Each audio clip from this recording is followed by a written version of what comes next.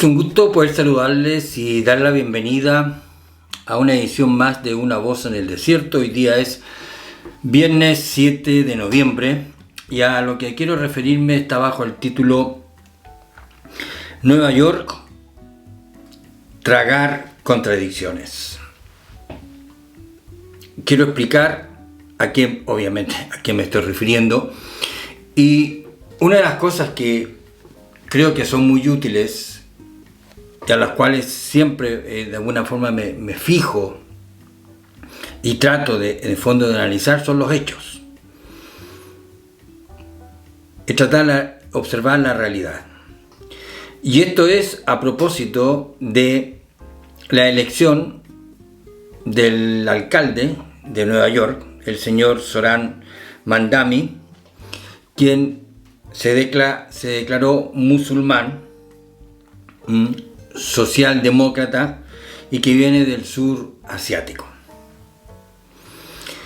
Antes de entrar al tema mismo, una de las cosas que este último tiempo me he preocupado de observar, el tema cómo la gente vive con contradicciones. Y me pregunto si es que esa no es la razón de por qué se ha afectado o se está afectando la salud mental de tanta gente. Tener que tragar contradicciones, vivir con contradicciones. Cuando se hace algo que es contrario a lo que se dice que se cree. Por eso digo que esto de la elección allá en Nueva York es tragar contradicciones. Y quienes celebran, no sé qué es lo que están celebrando. ¿Por qué digo yo que es una contradicción? Bueno, él dice que es musulmán. Y simplemente, repito, me estoy refiriendo a hechos. No estoy interpretando nada. En el ADN o en la esencia del Islam no existe la democracia. No existe. Como asimismo en el ADN, en la esencia del comunismo, no existe la democracia. Imagínense las cosas al revés. Un cristiano ocupando un cargo público en un estado musulmán. Entonces, siendo el Islam, por definición, supremacista, hegemónico, intransigente, intolerante, donde no existe, insisto, la democracia, que se aplica perfectamente también para el comunismo, ¿por qué participan en elecciones democráticas?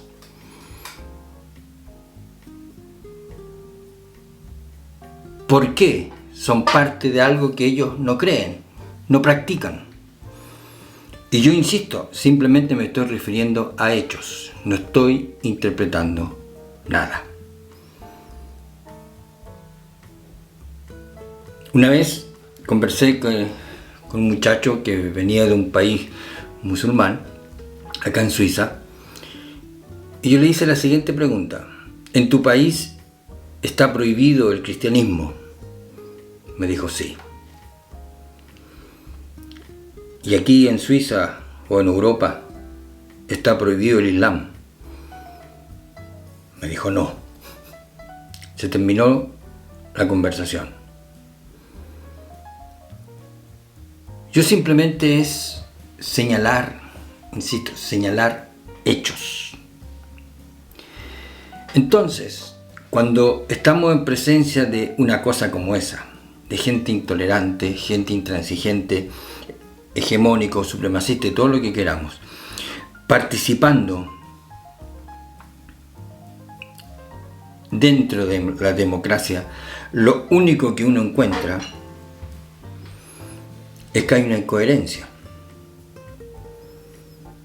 hay una inconsecuencia, hay un absurdo,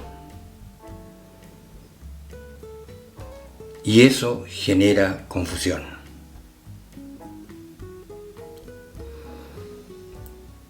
Por eso digo yo que es tragar contradicciones. Lo mismo que pasa con el comunismo cuando se plantea o se presenta dentro de un esquema democrático. Si en su ADN no está la democracia. Aquí en Europa, bueno, específicamente en Alemania, por ejemplo, el comunismo, el fascismo están proscritos. O sea, no pueden participar. Quizás bajo otro nombre, los verdes, quizás algo de eso.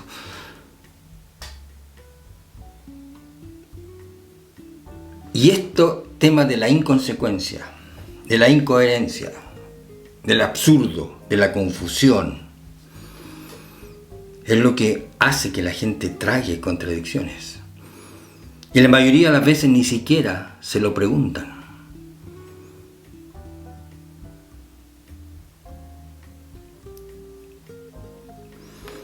Ahora, otra cosa, los más partidarios y los que más celebran todo esto son la gente del progresismo o de la cultura woke. Ahora yo pregunto, vayan a hacer una marcha del orgullo gay en un país musulmán. Vayan a China, Corea del Norte.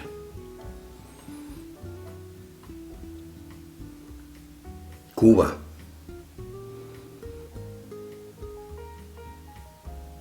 ¿Y para qué seguir? Afganistán. Vayan a hacerlo. A ver qué va a pasar. Y son los que más celebran. Entonces, yo simplemente digo, esto es contradicción. Pero por supuesto que tengo que preguntarme y tengo que revisarme yo personalmente y ver, tratar de encontrar contradicciones también. Y creo que parte de la salud mental o también de la salud espiritual es vivir sin contradicciones. Entonces, aquí tengo que ir al punto de lo que se consagró en la Reforma, que recién se celebró un año más. Los reformadores descubrieron en la Biblia y en el Evangelio que se consagra la libertad de conciencia y la responsabilidad individual. Y dentro de esa configuración viene la propuesta del Evangelio. Jesús, ustedes revisen los Evangelios, nunca nos llamó a imponer hegemónicamente, bajo amenaza, usando armas, la verdad del Evangelio. Él tampoco lo hizo en su momento, nunca. Él simplemente apelaba a la libertad de conciencia y a la responsabilidad individual. Vean sus sermones. Prácticamente siempre terminaba diciendo, el que de ustedes me escuche. Véanlo como termina, por ejemplo, el Sermón de la Montaña. Con la ilustración de la casa que se construye sobre la roca y sobre la arena. Pero habla no de una multitud. ¿Quién me escucha y obedece? ¿Quién? Uno. O sea, Jesús siempre apeló a la libertad de conciencia y a la responsabilidad individual. Y ese es el panorama, esa es la configuración en la cual el Evangelio tiene que ser proclamado en esas características. Por eso también los cristianos impulsaron, a partir también de la Reforma, leyes que fueron consagrando estos principios para que la gente, usando su libertad de conciencia y su responsabilidad individual, ejercieran, por ejemplo, sus votos.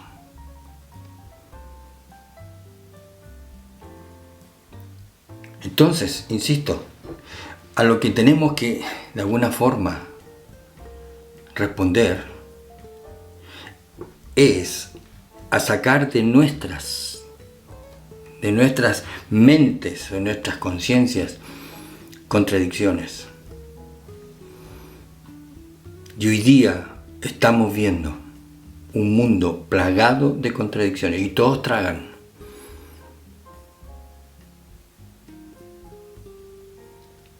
Ahora, y voy terminando,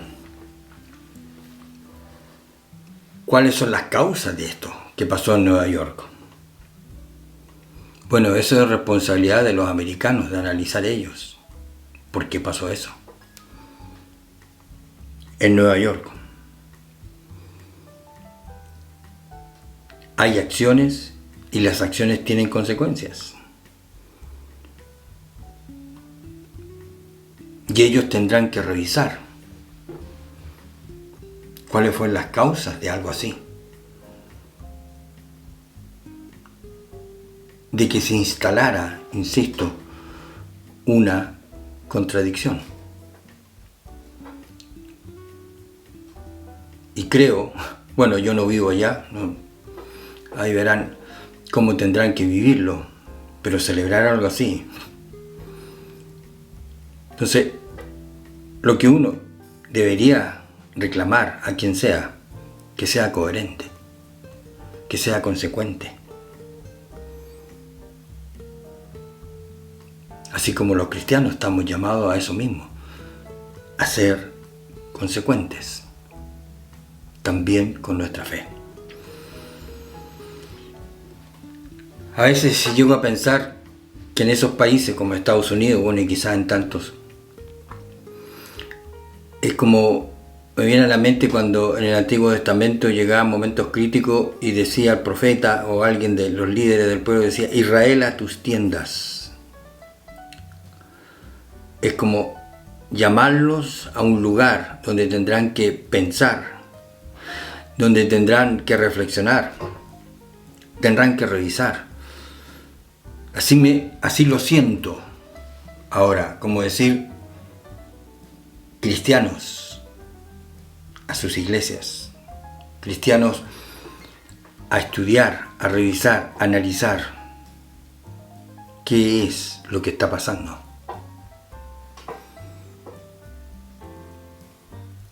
Observar cuáles son las causas de esto. Y los analistas a nivel mundial plantean sus propias conclusiones de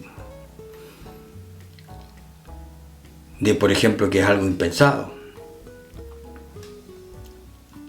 De que un par de años atrás que sucediera algo así. Pero sucedió. Termino solamente con esto. Aquí la televisión cubrió la noticia y tienen corresponsales en los propios países, bueno, los grandes países como Estados Unidos. Entonces el periodista acá, de la televisión estatal de Suiza, le preguntaba, porque se deslizó también que él, siendo este hombre, Zoran Mandami, siendo simpatizante de Hamas, le preguntó: ¿puede acaso aceptarse que plantee un antisemitismo desde su posición como alcalde? Como que no lo podía creer. Que alguien asumiendo un puesto de autoridad que no es de una facción, sino que es para una ciudad entera, pueda llegar a manifestar un antisemitismo en esa posición. ejercerlo, practicarlo, llamarlo. Como que él no podía entender que algo así podía darse. Bueno, se verán cómo se desarrollan los acontecimientos. Yo simplemente digo a reflexionar, a pensar y a tener un compromiso férreo, firme, inquebrantable con el Evangelio, sin negociar con nadie, que quizás esa es parte de las causas de lo que ha pasado ahora. Que lo vean, que lo revisen, y si es eso, ver cómo lo van a revertir. Gracias por su tiempo, cuídense. Abajo están las posibilidades de tomar contacto conmigo, mi correo electrónico, hay otros datos personales ahí, usted los puede observar si desea. Cuídense y será hasta una próxima oportunidad.